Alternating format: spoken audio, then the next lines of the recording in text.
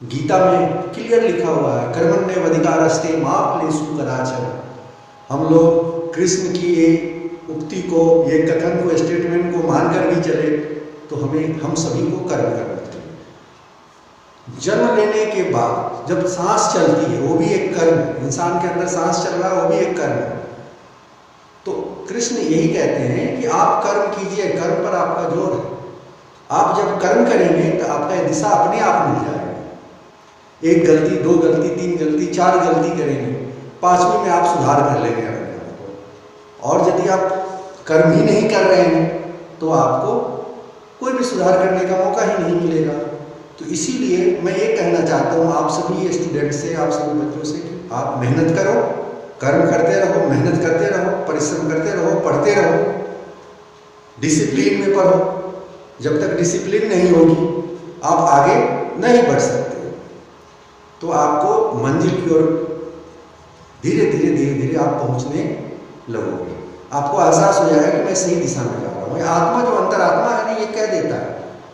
आप जब मेहनत करोगे ना, पसीना जब बहेगा, मतलब पढ़ाई में कह रहे हैं, है ना, पढ़ाई में कह रहे हैं, सड़क को खोदने के लिए नहीं कर रहे हैं, खेती करने के लिए नहीं कर रहे हैं कि आप जब पढ़ाई में मेहनत करोगे तो आपका दिमाग जब एक जगह होगा तो आप खुद ब खुद मेहनत करने लगोगे।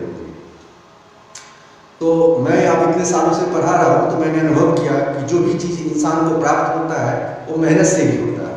किसी इंसान को जल्दी प्राप्त होता है तो ज़्यादा मेहनत कर देता है तो जल्दी प्राप्त हो जाता है, नहीं तो एक समय आने के बाद उसको मिलना ही मिलना है। उसका मेहनत, सारा संचय किया हुआ मेहनत धीरे धीरे उसको आने लगता है। इसीलिए आप आज से, अभी से जुट जाओ मेहनत करने के लिए और पढ़ाई करो। बोर्ड एग्जामिनेशन आपको मात्र अब 1 या 1.5 महीना रह गया, 17 फरवरी से स्टार्ट होने वाली है, ऐसा हमने सुना है। तो 17 फरवरी को शायद मैथ्स का पेपर, पहला पेपर है।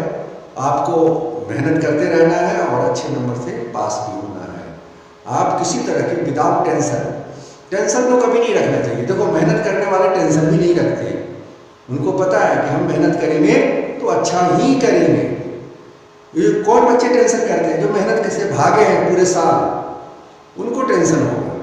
लेकिन आप मेहनत शुरू से करते आ रहे हो तो आपको भागने की जरूरत नहीं होगी।